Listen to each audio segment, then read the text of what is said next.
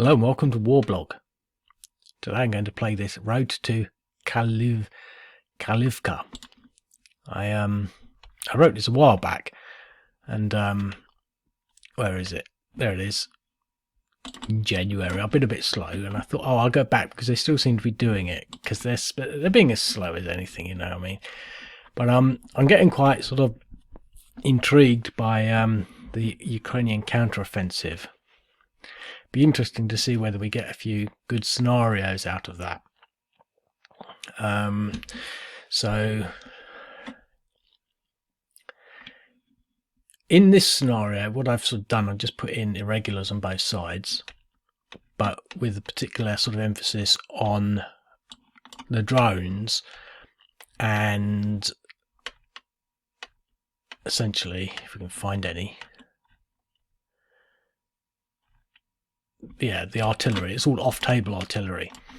So essentially, and I've also put them in some strategic bombers because I think that that's the key. But they don't really seem to be doing much with that. I haven't given the Ukrainians any strategic bombers, but they got drones and they have drone reinforcements and they've got off-table artillery as well. So they're basically relatively evenly matched. I think the Russians should have a bit more an advantage, and I think a lot of it comes down to sort of the order of battle as it comes onto the board. So if we just jump straight into the play, we can sort of see, you know, how you might be thinking about this, because what you got to do is one thing at a time. So, I mean, maybe I get the drawing tool out because it's my favourite thing ever. So essentially, obviously, we've got our front line here as it stands, but with regards to sort of, let's use this, with regards to objectives, and when we've got this as a sort of key objective, this is a key objective, but this sort of road is almost an objective in its own right, with the sort of the option to sort of try and take that out and the option to sort of come down here. I haven't given them any engineers because I didn't notice, but there's one bridge. So this bridge here might be sort of critical. You might want to sort of think, oh, well, we really need to take this bridge out. So that would be sort of coming up here and getting down there. But there's only a few units in there, so we could probably get rid of those with, you know, the air power, etc. So I'm going to focus really on just taking this area out here and coming along the road, because I don't want to play for too long. I'm not going to bother too much with this one at this moment. We'll just see. So we'll reload. So what we've got there, obviously we've got 3 irregulars and an air defence unit. Up there we've got 3 irregulars and an air defence unit. We've just got one little irregular sort of here. I didn't entrench anyone, maybe I should have done that as well. So I think the key thing here is the fact that we really want to be doing, well, taking out their air defence. I was reading about somewhere along people saying, oh, well, the Ukrainians, you know, asking for more air defences, and, you know, noting that if they weren't losing them, they wouldn't be necessarily asking for more of them. But it just seems to me that it's inevitable in any conflict that the air defence systems are going to be taken out at a priority. They don't grow on trees, and you know, they're going to be, you know, the war is going to be almost conditional on their presence, and you know, there's going to be a degree of attrition on them. So you can almost define the whole sort of evolution or development of the war based on the availability of their air defense systems. And we're not talking about anti-aircraft guns. We're talking about, you know, these fairly complex, high altitude, ground to air sort of missile interdiction systems, things that are going to take out cruise missiles, etc., etc. So, but the thing is, again, we've got air defences here and here. So, but I think we're going to just apply all artillery on this. We've only got 4.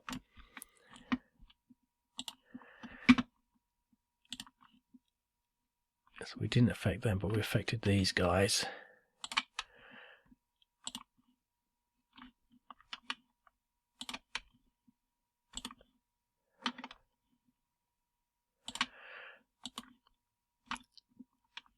some damage on that. So that's 2.9, 1.9, 2.4, 3.7. So, you know, it's sort of, I think that's fairly reasonable representation of what you might consider to be, you know, sort of a fair amount of damage. You know, they're still holding in there, but that was basically the Russians committing all their artillery onto one target. So we didn't do anything there or anything else where we could have. And for example, we could have targeted this because it's on his own. But you know, I'm not really sort of doing a lot of thinking. I don't do a lot of thinking ever really. But you know, I think trying to sort of take this out. But now what we've got is our air system. So we haven't taken out much. So we're going up against 3, I think. 1, 2, 3, 4, 5, 6, 7, 8. He's going to be out of range. 1, 2, 3, 4, 5, 6. He's going to be in range. 1, 2, 3, 4, 5, 6, 7, 8. So if there's anything in there, he's not going to be in range. So we're only going to be up against 3. So again, we're going to use all our drones, I think. We're just going to use everything.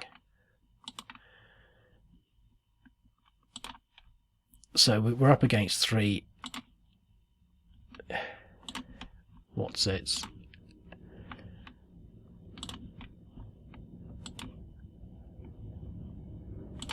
Every time they get a drone strike, though, they do morale checks. So he'll be doing morale checks. He'll be doing morale checks. He won't. And he won't. But we could get 2 irregulars here, especially if we continue to damage. The air defense is not actually a play here. So 6.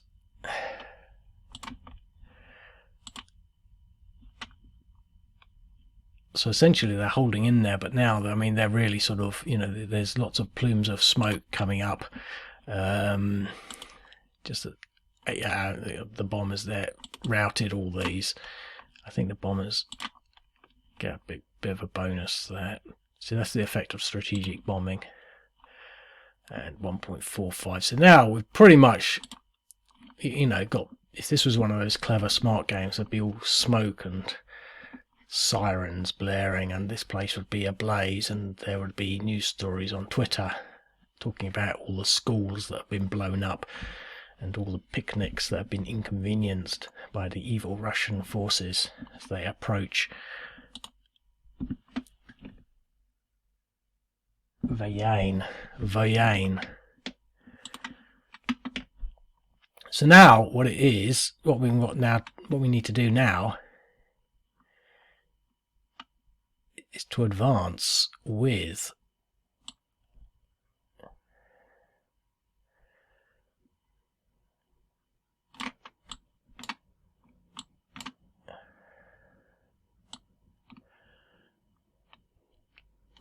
let's just look at that geography, because there's a big river there, look. They're entrenched. So we can't cross the river. So this is really going to be a desperate battle. Can they do it? I mean, it's 6.1, so he's halved, but he gets good defensive ratings.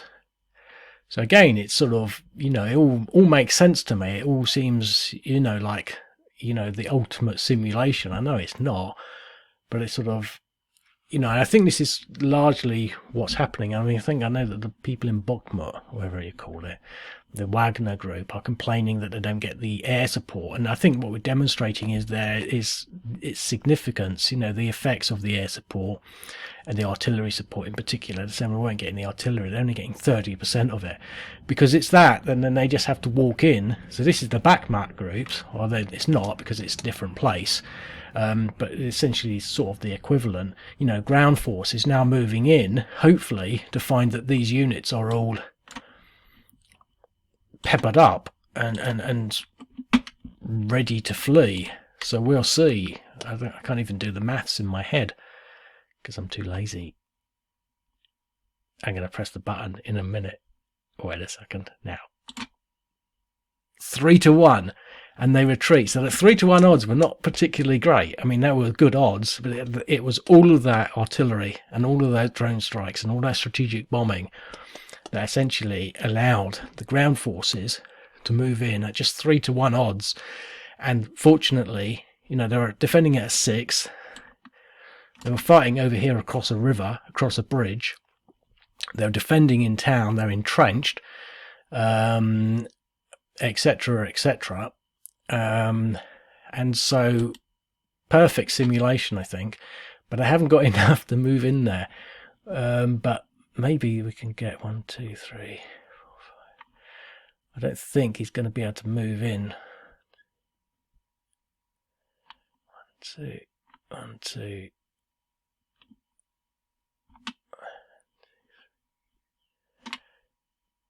He might just about be able to make it. No. So we basically can't move in there, but I don't think they're going to try and move back. Here we've almost got we're not going to fight because it's, the odds are not good enough. We've got 2 air defense units here. 1, 2, 3, 4, 5, 6, 7, 8, 9. I think we need to sort of move them. Or I think we can move them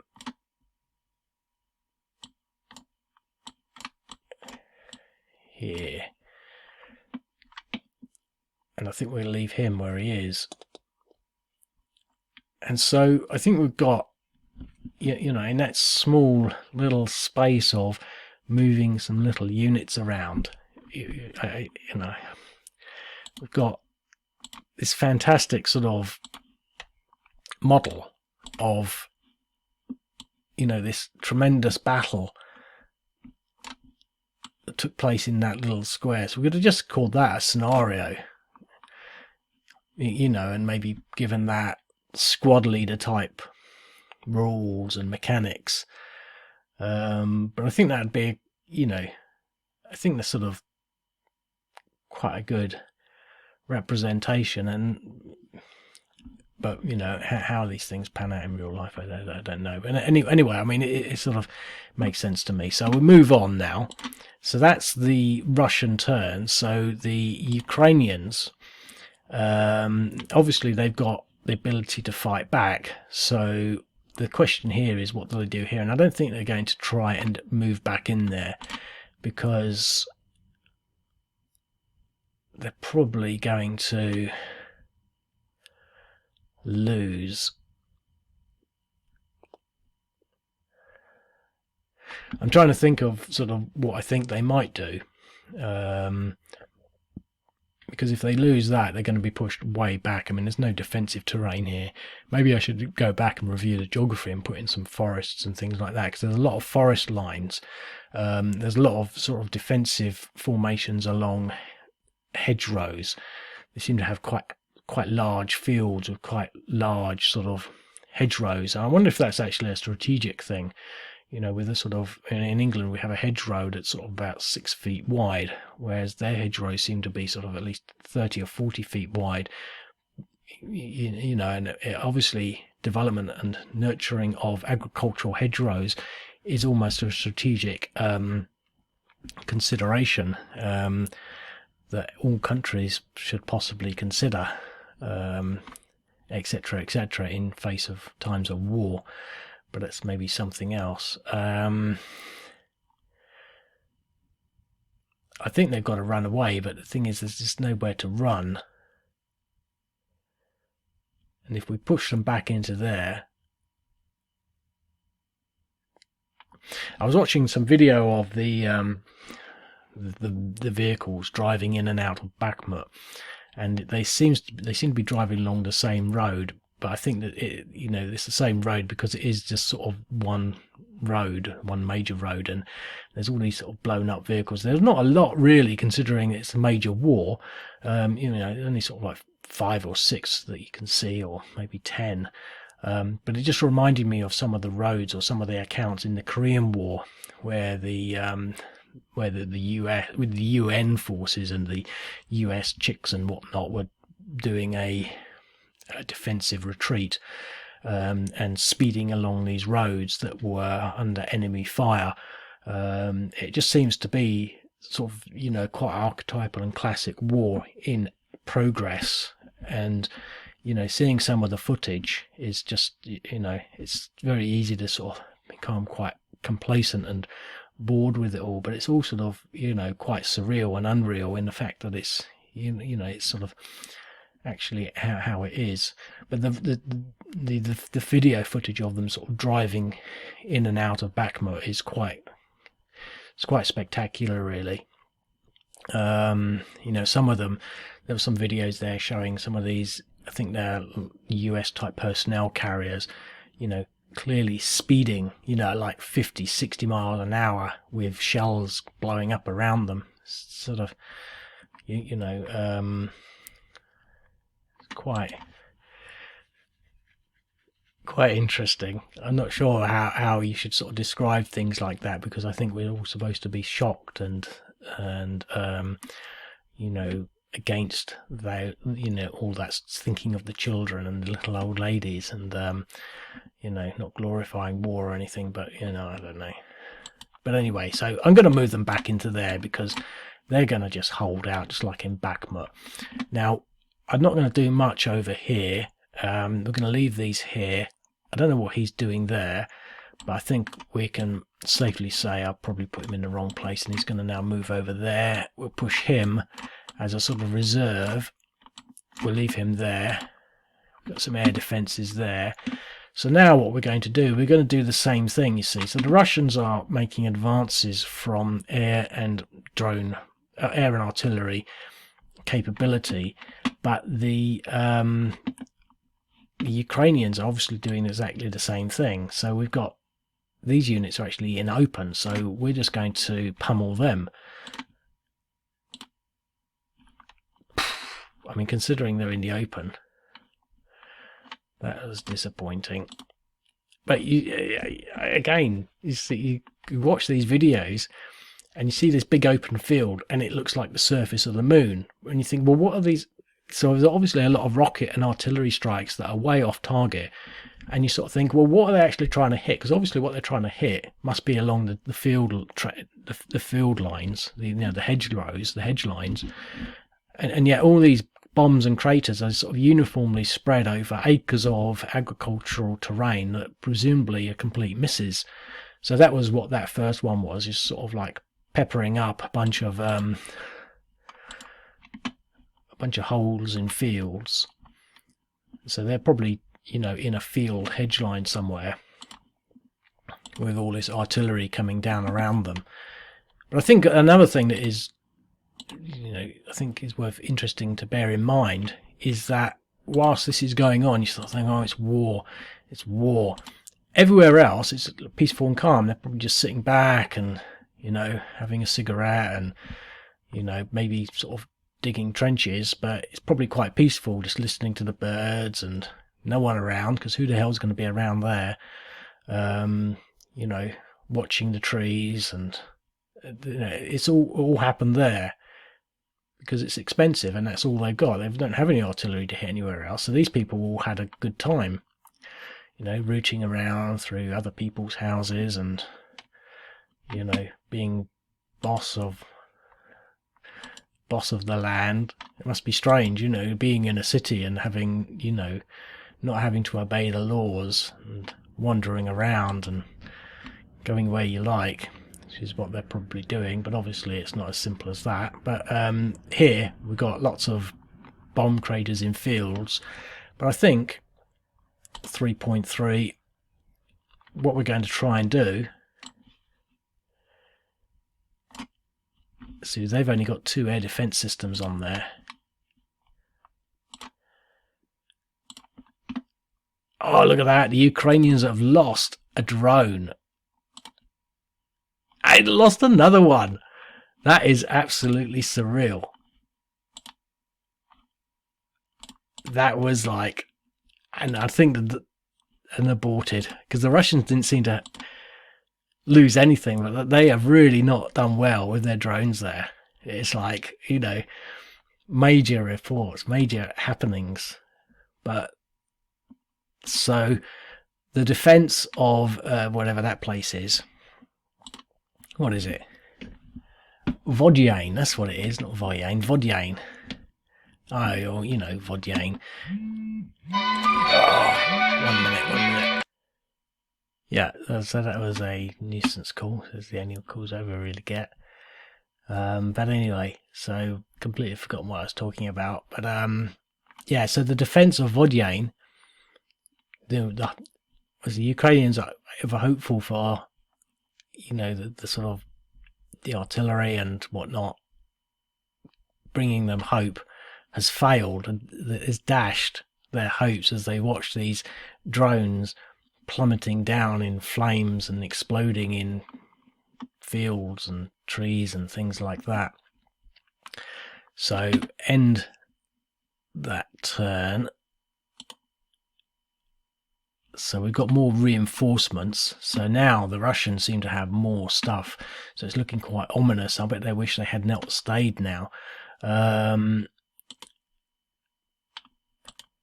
But the question is,